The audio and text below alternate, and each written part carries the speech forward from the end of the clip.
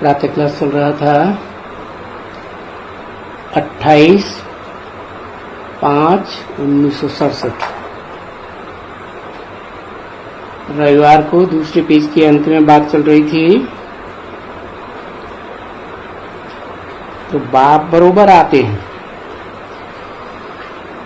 और स्थापना भी कराई रहे हैं।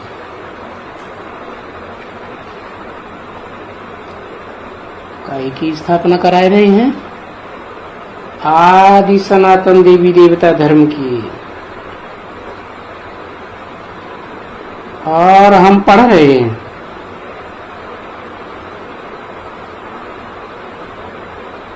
हम बरोबर मनुष्य से देवता बन रहे हैं, दैवी गुण धारण कर रहे हैं।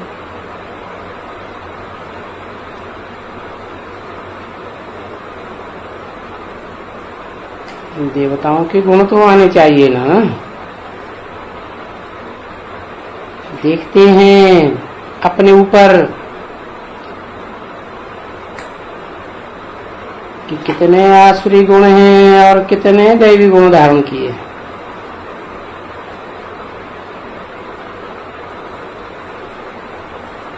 तो पूछा, अभी विकार में जाते हो, क्रोध में जाते हो,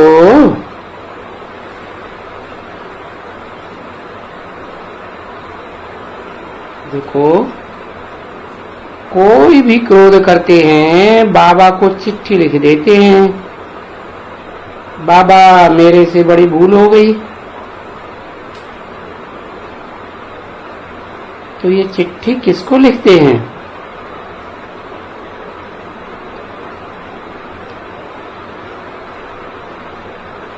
बाप को लिख कर देते हैं या टीचर को? और टीचर भी समझ करके लिखते हैं, बाबा हमारे से ये भूल हो गई, हमने ये विकर्म कर दिया, ये बुरा काम कर दिया।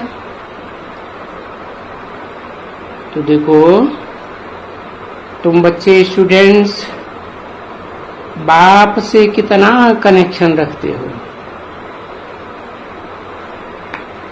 सबको समझाने के लिए कि बाबा ये भूल हो गई।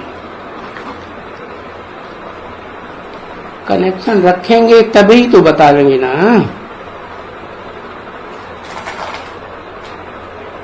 28/5/67 की वाणी का तीसरा पेज। भूल हो गई, हमको क्षमा करना।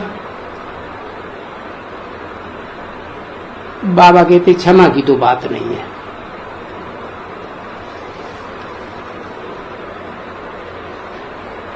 यहाँ तो एक्यूरेट हिसाब किताब बन जाता है। लौकिक दुनिया में भूल करते थे तो 1 गुना पाप चढ़ता था। यहाँ ज्ञान में आने के बाद, बाप को पहचानने के बाद भूल करते हो तो 100 गुनी। बाकी भूल की है तो आइंदा ना भूलो। बाकी क्षमा नहीं होती है। रजिस्टर में तो भर जाता है ना।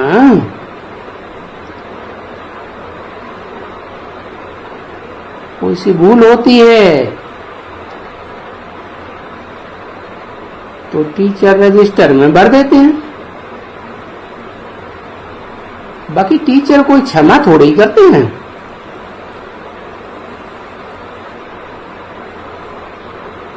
फिर रजिस्टर दिखलाते हैं कि मैनर्स इनके अच्छे नहीं हैं।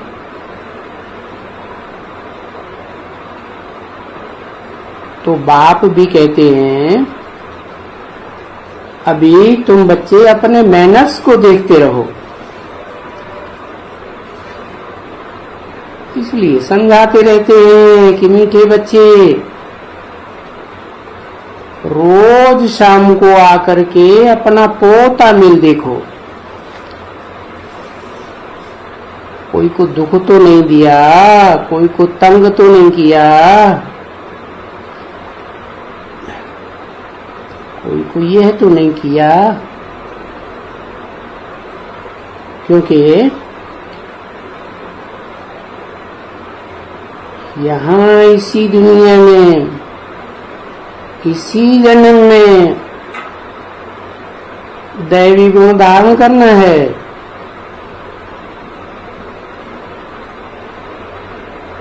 इस बात में टाइम तो लगता है ना बच्ची। अब देख सकते हो कि कितने समय के आसुरी गुण हैं।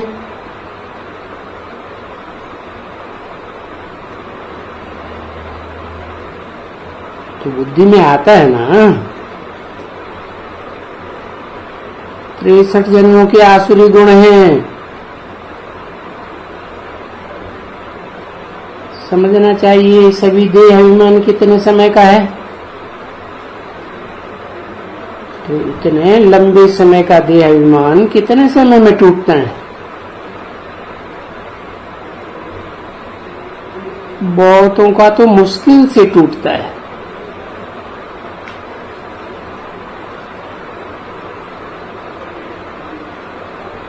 और बहुतों का सहज सहज टूटता है। क्यों? बाप की पहचान है, जो है जैसा है, जिस रूप में पार्ट बजाय रहा है उसी रूप में याद करते हैं तो सहज लगता है। नहीं तो बहुतों को मुश्किल।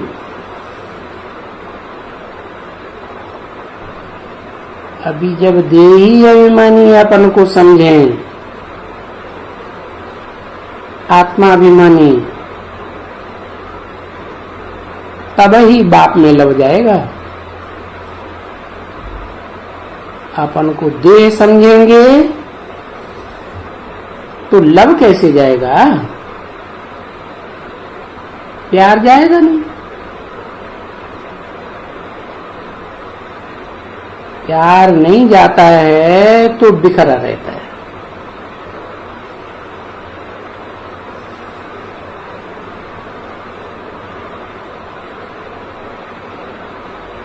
कर्म बंधन में बिखरा रहता है।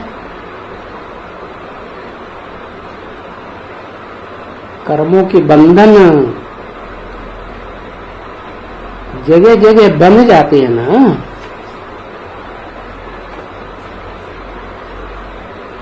जिन देह के कर्म बंधन में बंधते हैं वहां बिखर जाता है। इसलिए कहते हैं बाबा बहुत मुश्किल से याद कर पाते हैं।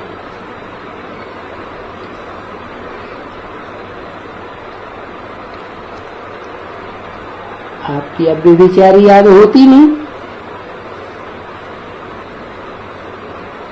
नहीं तो ये जो भी है ढेर संबंध, खाना, चाचा, काका, ताऊ, उन संबंधों में ही जाते रहते हैं।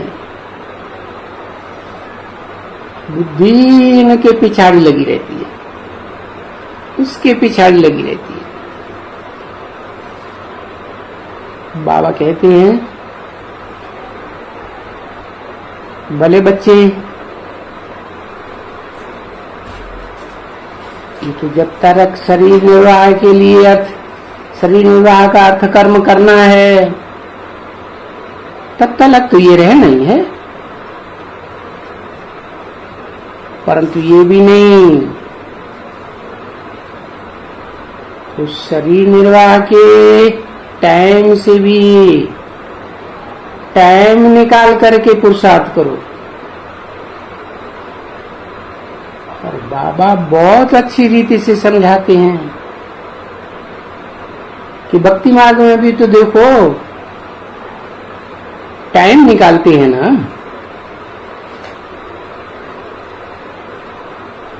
भक्तों की नवधा भक्ति भी तो हो गई ना। देखो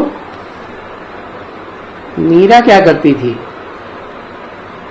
सारा दिन कृष्ण की ही याद में जुटी रहती थी।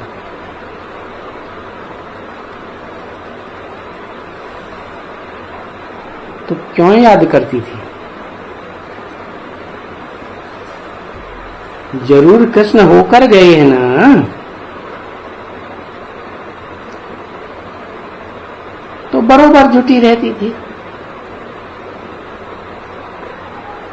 भक्ति मार्ग में भी ऐसे ही था।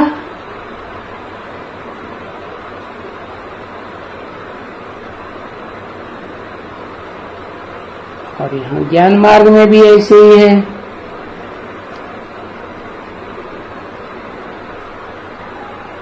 तो जैसे वो भी भक्ति मार्ग फिर से पुनर्जन्म लेते आए हैं, अभी तो तुम जानते हो कि अभी इनको इस छी दुनिया में नफरत आती है, और तुमको तो अच्छी नफरत आती है, वैराग आता है इस दुनिया में। तो हमको अब दोबारा जन्म लेना ही नहीं है, बिल्कुल ही नहीं लेना है। और ये हम जानते हैं कि ये दुनिया अब खत्म ही हो जाने वाली है।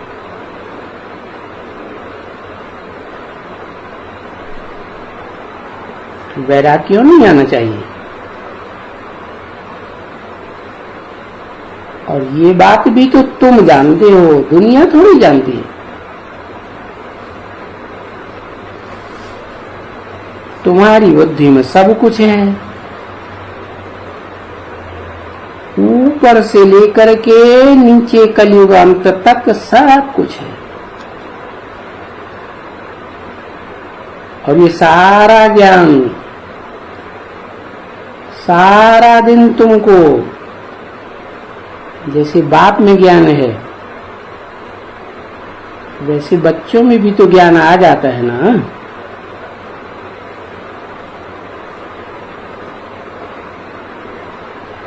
तो सारा दिन ऊपर में, मूल वतन में, सूक्ष्म वतन में, स्थूल वतन में बुद्धि लगी रहे। क्योंकि ये 84 जन्म, ये सतयुग, त्रेता, द्वापर, कलयुग, ये सारा सृष्टि का चक्र बुद्धि में फिरता रहे। बाकी दुनिया तो एक ही है, और कोई दुनिया नहीं है।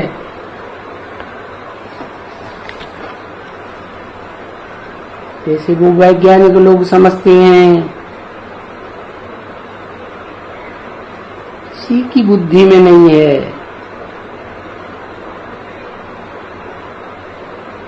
जिसकी बुद्धि में इतनी इस तरह यादगार हो, वो तो किसी की बुद्धि में नहीं है।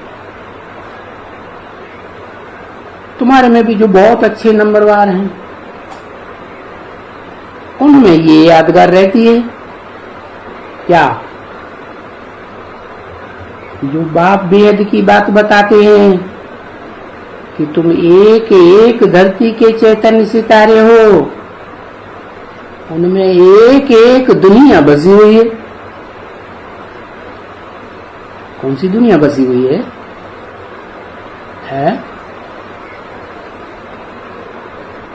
अरे जो दुनिया बसी हुई है, इस रिहर्सल के टाइम पर, शूटिंग के टाइम पर तुम जितनी आत्माओं की सेवा करते हो, वो तुम्हारी दुनिया हो गई ना।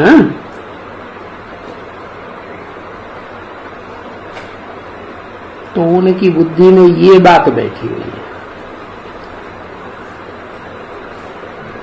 और तुम्हारी बुद्धि में है कि हम ऊंचे से ऊंचे ऊपर में रहते हैं। हम भी रहते हैं और बाप भी रहते हैं। तो जहां ऊंचे से ऊंचे स्थान में बुद्धि रहती है, तो तुम्हारा हुआ ऊंचे से ऊंचा ज्ञान, और जो ऊंचे से ऊंचा है वो ही है पतित पावन। देखो वो है ना, और वो पतित पावन हमको पढ़ाते रहते हैं। वो ही सब बातें पढ़ाते रहते हैं ज्ञान की, और बस तुमको ही पढ़ाते हैं और तुम्हें ही जानते हैं, और तो दुनिया में कोई नहीं जानते हैं। तो देखो तुम बच्चे ये पढ़ाई पढ़ते हो, और तुम्हारे लिए स्थापना हो रही है, ये भी समझते हो कि अभी थोड़ी देर ही है। हाँ, कोई मकान बनता है तो देरी तो जरूर लगती है, तो ये भी बुद्धि है कि अभी देरी बहुत है, अभी समय लगेगा स्थापना में, बच्चों को पढ़ाने में समय लगेगा। अभी तो बहुत बच्चे आकर के पढ़ेंगे, है कितने आकर पढ़ेंगे ये पढ़ाई है। बहुत बच्चे आके पढ़ेंगे, और जो पढ़ाई पढ़ेंगे वो नरक की दुनिया से कहाँ जाएंगे, स्वर्ग की दुनिया में जाएंगे। तो कितने बच्चे पढ़ेंगे? सतयुग आदि से लेकर त्रेता के अंत तक 16,108 प्रिंस प्रिंसेस की संख्या होती है। तो ये तो राजयोग की पढ़ाई पढ़ेंगे ना, आ करके पढ़ेंगे। तो हो बहु देखो यहाँ भी मकान बन रहे हैं,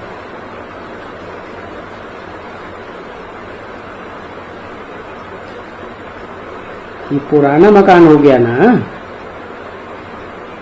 तो हाँ पुराना टूटता जाता है और नया बनता जाता है। तो कहते रहते हैं ना, अच्छा लगता है ना बच्चे, कहाँ ये बाकी पुरानी टुकड़ी भी टूट जाए, क्योंकि ये पुरानी दुनिया ठीक नहीं लगती है। अभी तो ये हद की बात है, तुम्हारी बुद्धि तो बेहद में रहती है। ये पुरानी चीची दुनिया, कितने ढेर के ढेर मनुष्य आकर के हुए पड़े हैं, इसमें हमारी दिल लगती ही नहीं है। जैसे कि हमको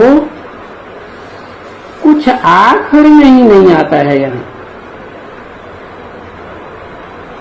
हमको यहाँ रहना ही पसंद नहीं है। हम तो इस दुनिया से जाना चाहते हैं। तभी बाप कहते हैं ना, अब याद करो कहाँ जाना है? जाने वाला कौन है? हम आत्मा है ना, तो हम आत्माओं के घर में हमको जाना है, और यही है मन मना भव का अर्थ। क्या क्या अर्थ है? मेरे मन में समा जा। किसके मन में समा जा? बाप के मन में समा जा। बाप के मन में क्या है?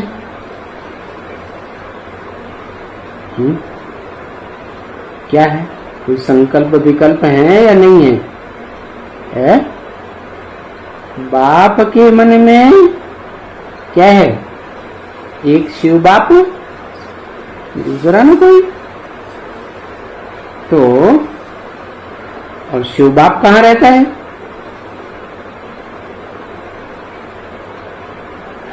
जिस तन में प्रवेश करते हैं वो ही उनका घर हो गया।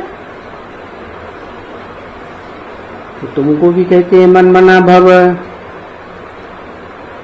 तुम्हारा वो बाप भी है, घर भी है, तो याद करो अपने घर को, क्योंकि विकर्म विनाश होने के हैं। है इस दुनिया में रहेंगे बुद्धि तो पाप कर्म बनेंगे या नहीं बनेंगे? और बाप के पास रहेंगे, बाप के घर में रहेंगे, तो वहां तो पाप होने की बात ही, देह है ही नहीं। वहां तो सब हम सब बिंदु बिंदु आत्माएं। तो ये मूल बात बीच में आकर के अटकी पड़ी है। ये जो देह में रह करके हमने विपरीत कर्म किए हैं इंद्रियों से, ये विनाश कैसे हो?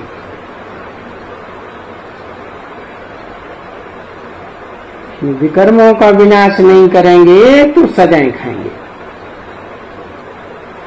और सजा भी खानी पड़ेगी और याद से भी भ्रष्ट हो जाएंगे, पद भी भ्रष्ट हो जाएगा,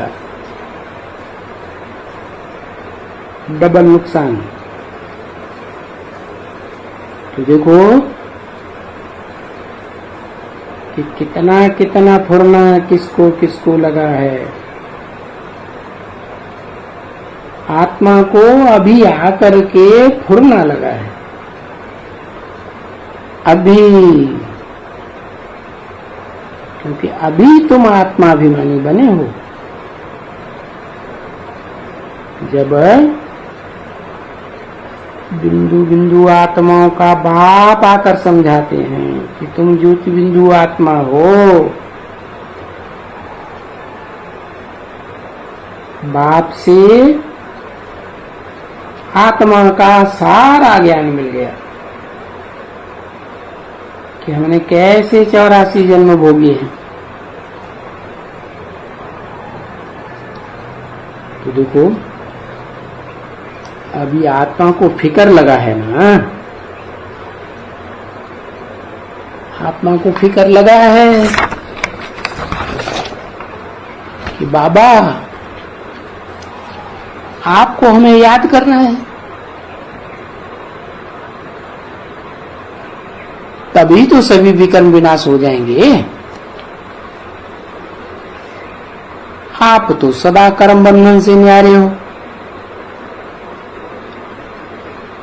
आपकी याद में रहेंगे तो जैसा संग वैसा रंग हमको भी लगेगा। 28-5-67 की वाणी का चौथा पेज। तो विकर्म विनाश करने के लिए क्या करना है? बाबा की मत पर चलना है। क्या? एक सी मत से सदगति और अनेक मनुष्य गुरुओं से दुर्गति, या मनमत से दुर्गति। तो एक की मत पर चलेंगे तो इतना श्रेष्ठ बनेंगे। इतना माने है, जिस एक के द्वारा मत देते हैं वो जितना श्रेष्ठ बनेगा तो हम भी नंबरवार उतने श्रेष्ठ बनेंगे। ये बात भी समझते हैं कि बाबा तो बहुत श्रेष्ठ थे, श्रेष्ठ ऊंचे थे, ऊंचा है। श्रेष्ठ थे, श्रेष्ठ माने कौन श्रेष्ठ, फिर उससे कौन श्रेष्ठ है। स्वर्ग में देवताएं हैं श्रेष्ठ, शूला कला संपूर्ण, फिर उनसे श्रेष्ठ है संगम युगी स्वर्ग में, जिसे बैकुंठ कहा जाता है। वो है ऊंचे से ऊंचा धाम। तो ये ज्ञान तुम बच्चों में है, और ऊंचे से ऊंचा ज्ञान है क्या। सतयुग में, त्रेता में जो जन्म लेंगे देवता हैं, उनका ऊंचा ज्ञान होगा तभी तो स्वर्ग में जन्म लेंगे, लेकिन उनसे भी ऊंचा ज्ञान तुम्हारा है। किस प्रकार ऊंचा है, जिस प्रकार ऊंचा है, और जो भी है सो तो तुम जानते हो। दुनिया में तो और कोई जानते ही नहीं है, अभी तुम्हारी बुद्धि में है। सो भी तुम्हारी बुद्धि में तब है जब बाप बैठ करके अभी अच्छी तरह से समझाते हैं। अच्छी तरह से माने है, जैसे बेसिक नॉलेज में सिर्फ रट्टा लगाते हैं, सुन लेते हैं, सुना देते हैं, लेकिन जब ऊंची पढ़ाई पढ़ते हैं तो उन बातों की गहराई को समझाया जाता है, तो अच्छी तरह से समझाते हैं, बुद्धि में बिठाते हैं।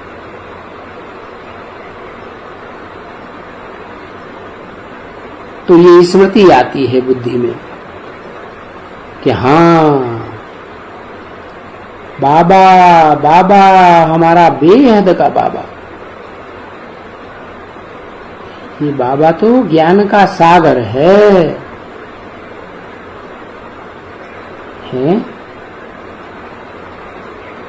उस सागर में अथाह जल है,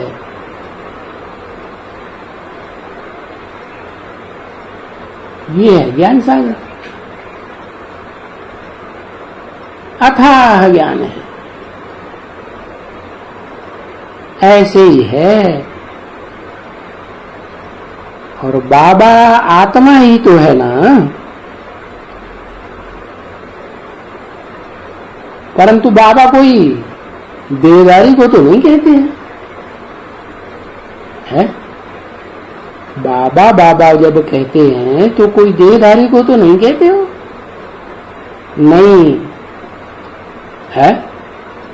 तुम किसको बाबा कहते हो, जिसकी बुद्धि देह में धरी हुई हो उसको कहते हैं देहधारी।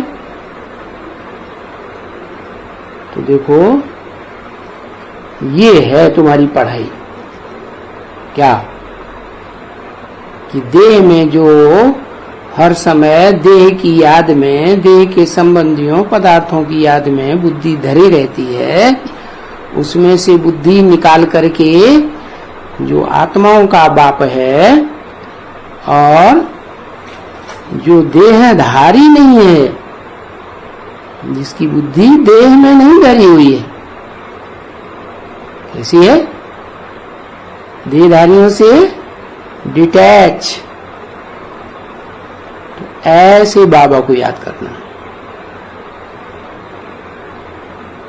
तो देखो ये है तुम्हारी पढ़ाई,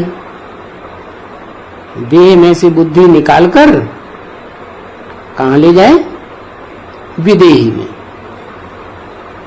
है ना ये पढ़ाई। और बाप कहते हैं ये पढ़ाई भी पढ़ो और शरीर निर्वाह के लिए भी अपना ये सब कुछ करो। क्या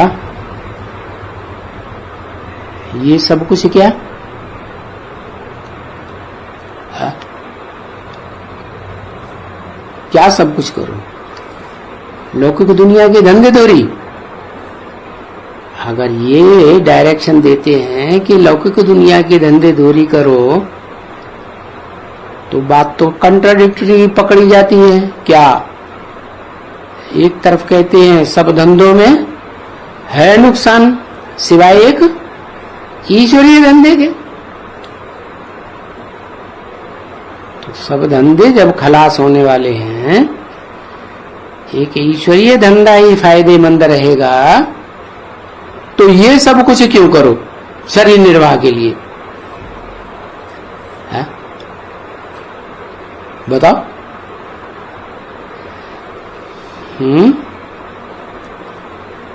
ये सब कुछ का मतलब है कि ज्ञान में भी आ गए तो ज्ञान में भी तो सिर्फ याद में थोड़े ही 24 घंटे बैठे रहेंगे, है क्या? वाचा की ज्ञान की सेवा करेंगे या नहीं करेंगे? वाइब्रेशन को सुधारने की सेवा संगठन की याद में बैठकर करेंगे या नहीं करेंगे? बाकी हाँ, ये बताया कि कर्मेंद्रियों से भले कुछ सब कुछ कर्म करो, लेकिन बुद्धि मेरे में लगाओ। बाकी कुछ भी नहीं करेंगे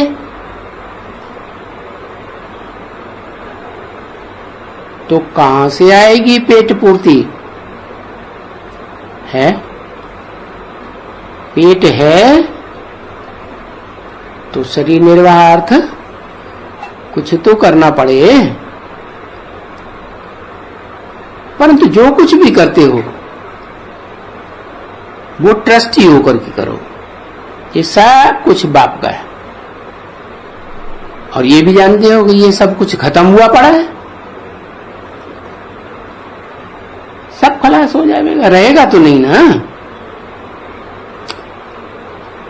तो जैसे ये सब हम बाप को अर्पण कर देते हैं, तो बुद्धि में आवेगा कि हमारा कुछ भी नहीं है, है? ये बोला कि याद में ज्ञान में जो बच्चे चलेंगे वो भूख नहीं मरेंगे, परंतु सेवा करेंगे या नहीं करेंगे? है? और सेवा ही नहीं करेंगे तो फिर क्या होगा? भूख मरेंगे या नहीं मरेंगे? बाकी बुद्धि में रखना है हमारा कुछ भी नहीं है, हमारे तो बाबा ये देह भी नहीं है, ये देह भी अर्पण कर दी। तो ऐसे कहो बाबा हमारा ये देह भी नहीं है, इस देह से भी हमको नफरत हो गई है। क्यों है?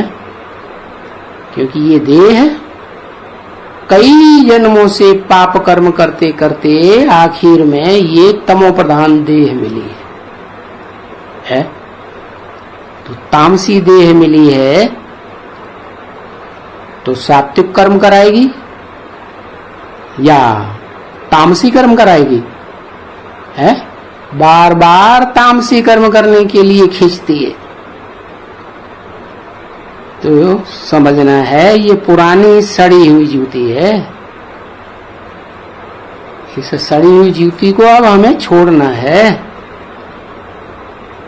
ऐसे याद करते करते हम ये देहबान छोड़ देंगे। तो बच्ची तुम्हारा तो अब सबसे पुरानी दुनिया से मोह टूटता जाता है ना, तो नष्ट हुआ क्या? क्यों? कि सबसे मोह नष्ट हुआ पड़ा होगा, कुछ भी याद नहीं आएगा तो बाप सहज याद आएगा।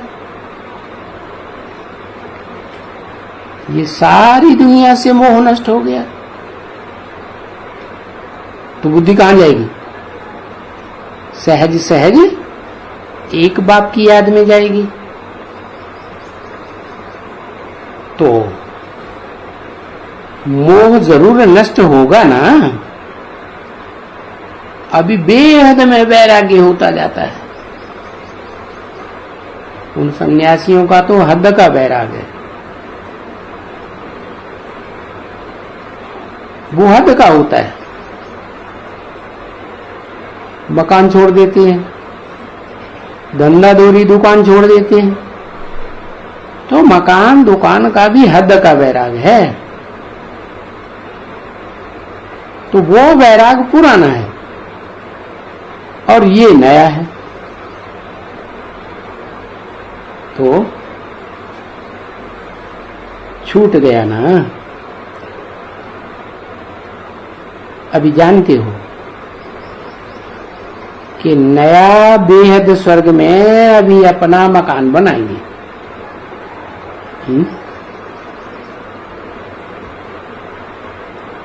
वहां मकान बनेंगे।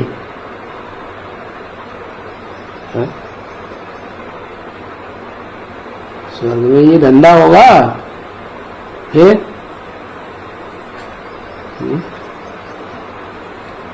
मकान बनाएंगे, माना अपना संगठन बनाएंगे।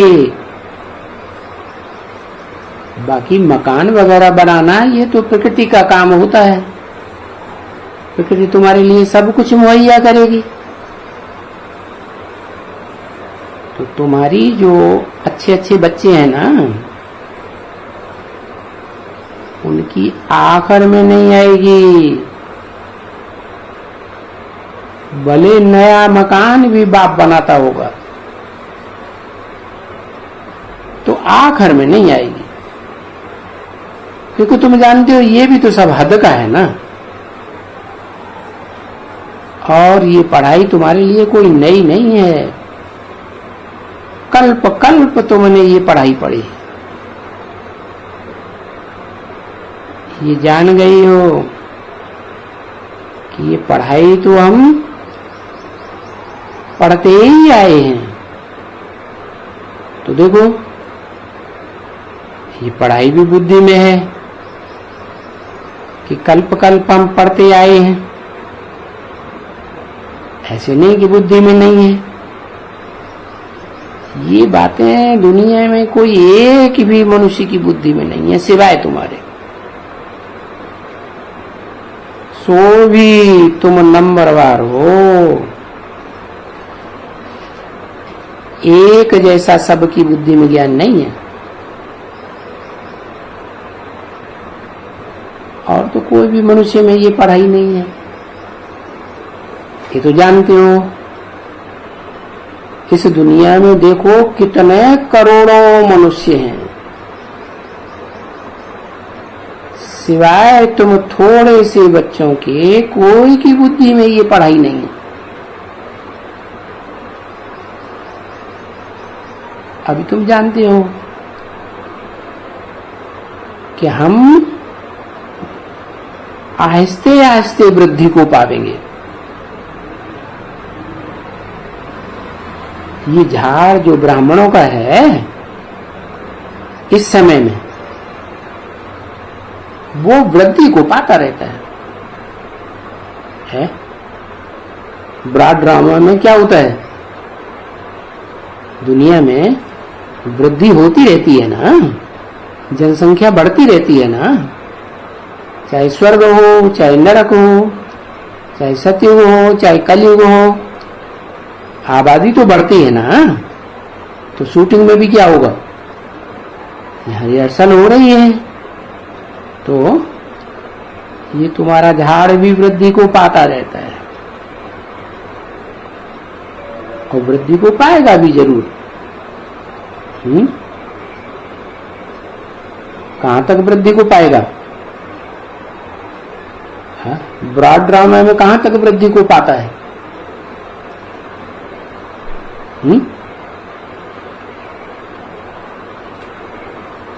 ब्रॉड ड्रामा में झाड़ कहां तक वृद्धि को पाता है? 500, 700, 750 करोड़ हो जाते हैं। इसका मतलब सारी दुनिया को ब्राह्मण बनना पड़े, कितना वृद्धि को पाएगा। क्योंकि ड्रामा के प्लान अनुसार स्थापना तो जरूर होने की ही है। पहले स्थापना तो स्वर्ग की ही होगी। तो देखो, अभी तुम बच्चे वृद्धि को पाते रहते हैं और दिन प्रतिदिन वृद्धि होती रहती है। ये मकान को भी बच्चों के लिए वृद्धि कराते हैं। पता नहीं आगे चल के ये मकान कितना हो जाएगा। कहाँ? माउंट आबू में। अब आगे क्या होता है सो तो देखा जाएगा आगे चलकर। ये भी तो जानते हो कि बरोबर हमारी गवर्नमेंट तो रूहानी है, वो है जिस्मानी गवर्नमेंट। तो उनसे तो जैसे कि हमारा कोई ताल्लुक ही नहीं, बिल्कुल नहीं। वो तो आज नहीं तो कल मरे पड़े हैं।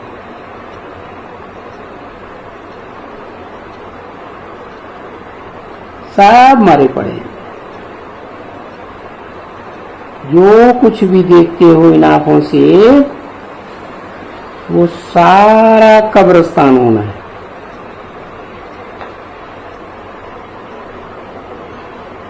ये बात भी तो तुम बच्चे जानते हो ना।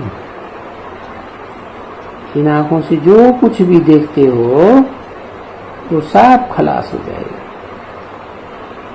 और जो दिव्य दृष्टि से देखते हैं नई दुनिया, हाँ, उस नई दुनिया ही हमको जाना है। तो जैसे कि हम अभी जो पढ़ाई पढ़ते हैं वो सच्ची पढ़ाई पढ़ते हैं। और ये भी बात तुम बच्चे जानते हो कि हम पढ़ाई कितने जन्मों के लिए पढ़ते हैं। 21 जन्मों के लिए हम पढ़ाई पढ़ते हैं बाप से। ऐसे तो नहीं है कि ऐसे ही हम कोई पढ़ाई पढ़ रहे हैं। ऐसे तो कोई हो भी नहीं सकते हैं। पढ़ाई को तो जरूर धारण करना पड़े, उसको कहते ही है पढ़ाई।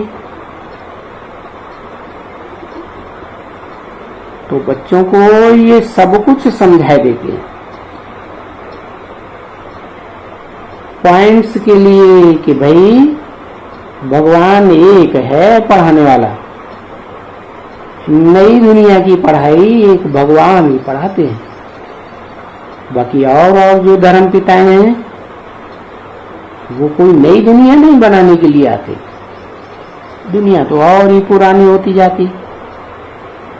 यहाँ तो नई दुनिया बनाने वाला एक ही बाप है। नई दुनिया की पढ़ाई पढ़ाते हैं। और ये पढ़ाई का नाम क्या है? राजयोग, जिसका नाम गीता कहा जाता है।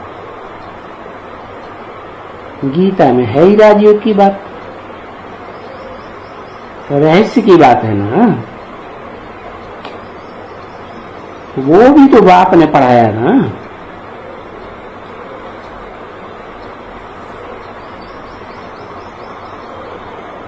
उस समय में भी लड़ाई लगी थी।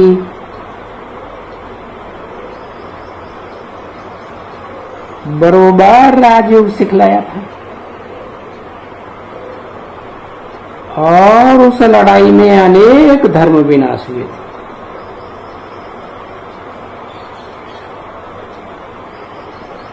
इसीलिए तो गीता में कहते हैं सर्वधर्मान परित्यज्य, सब धर्मों को छोड़ दो। सब धर्मों को छोड़ेंगे तो धर्म पिताओं को भी छोड़ना पड़े। सब धर्म खलास हो गए, एक धर्म की स्थापना हुई।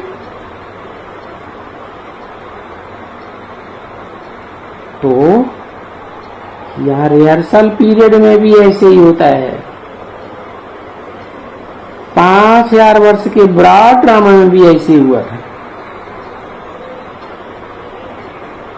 तो वो तुम ही तो हो ब्रॉड ड्रामा में पार्ट बजाने वाले, वो ही हो कि दूसरे कोई हो? नहीं, कल्प कल्प तुम ही को कहेंगे। और तुम ही तो बाप के बच्चे हो ना, जो कल्प पहले कल्प कल्प पढ़ते आए हो और इस राजयुग की पढ़ाई से जन्म जन्मांतर की राजाई का वर्षा लेते आए हो।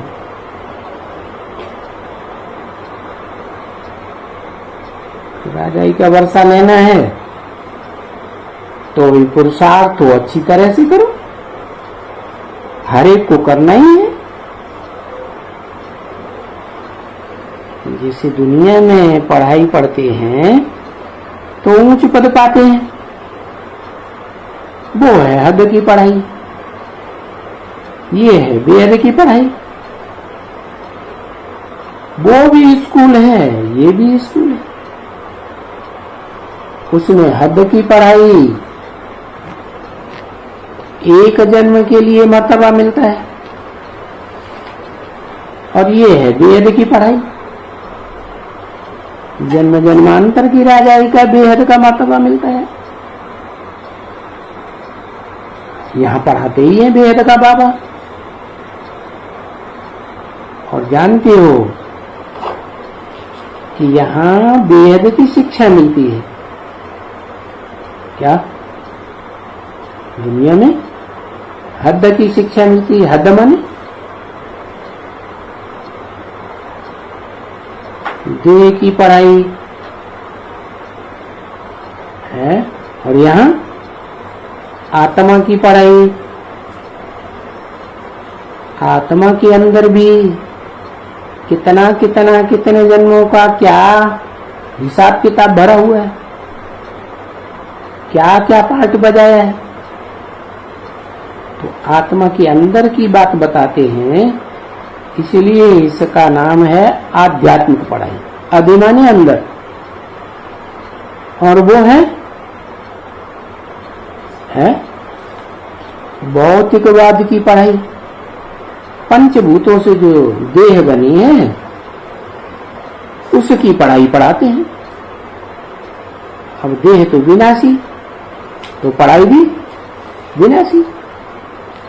एक जन्म के लिए पढ़ाई पढ़ते हैं, और यहाँ तो आत्मा अविनाशी, तो आत्मा की पढ़ाई भी जन्म जन्मांतर चलती है। बेहद के बाप के द्वारा तुम ये पढ़ाई पढ़ते हो, बेहद की। तो ये शिक्षा बेहद के बाप के सिवाय कोई भी हद के धर्म पिताएं नहीं दे सकते। क्या तो सब कौन सी पढ़ाई पढ़ाते हैं? देह की पढ़ाई पढ़ाते हैं। और बाप विदेही है तो विदेही बनने की पढ़ाई पढ़ाते हैं, देह के विपरीत। तो ये शिक्षा कोई भी मनुष्य मात्र नहीं दे सकते। क्या मनुष्य मात्र नहीं दे सकते? क्या तो बच्चे मनुष्य मात्र नहीं हो? मनुष्यों के अंदर नहीं हो तो शिक्षा नहीं दे सकती है? दे सकते हैं, लेकिन हमको मिली कहां से? हमको भी तो देने वाला एक ही बाप है ना।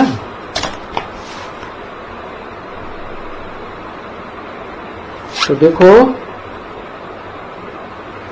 मनुष्यों ने तो गीता को ही खंडन कर दिया। जो गीता ज्ञान बाप आकर देते हैं, उस ज्ञान को ही खंडन कर दिया। और वो खंडन करने वाले भी तो कौन है? मनुष्य है ना।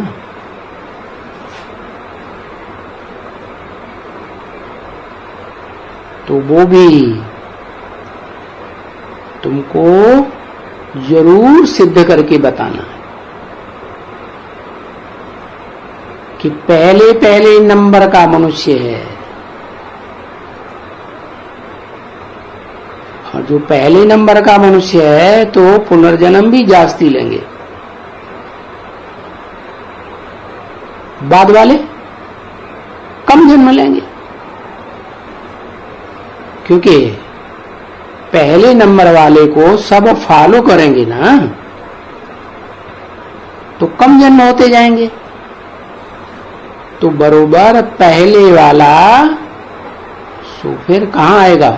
सबसे पिछाड़ी में होगा ना।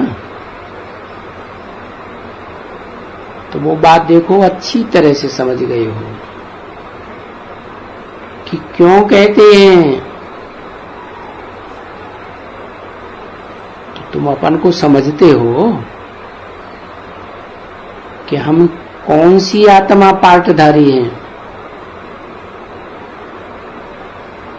हम सभी श्याम थे, अभी भी श्याम हो गए हैं, अभी सुंदर बन रहे हैं। तुम सबसे जास्ती सुंदर भी बनते हो और सब धर्म के फॉलोअर्स के मुकाबले श्याम भी बनते हो।